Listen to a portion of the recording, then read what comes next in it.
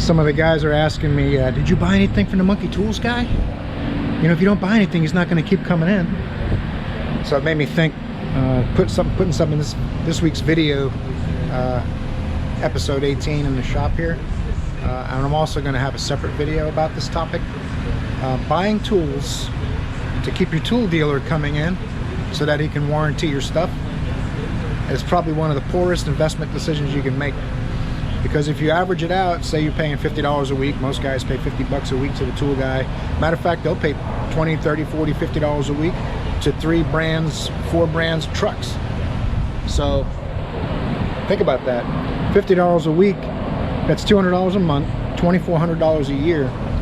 So you're spending $2,400 a year, you don't really have to, so that they'll warranty your sockets and screwdrivers.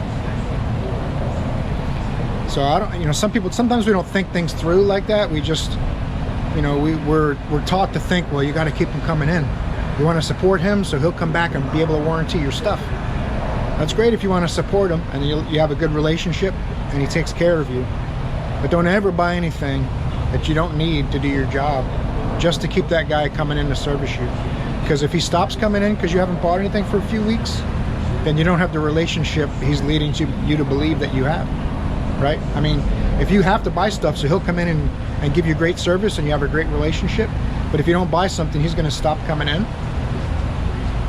you don't have a great relationship. Because if you guys are buddies, he's going to come in whether you've needed a tool or not.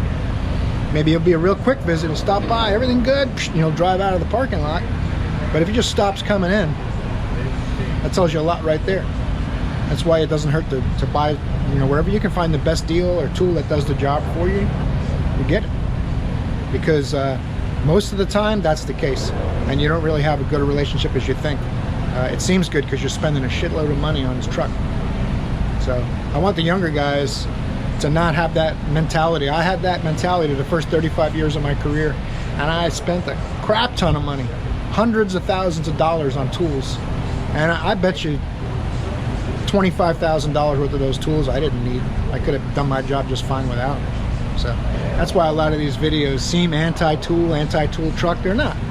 It's just, you know, think it through. Figure out why you're buying this tool. Do you really need it? What's the purpose of buying this thing? Back to work. And you guys watched that, right? Good going. Boom. That's how you do that. See you guys in the next video.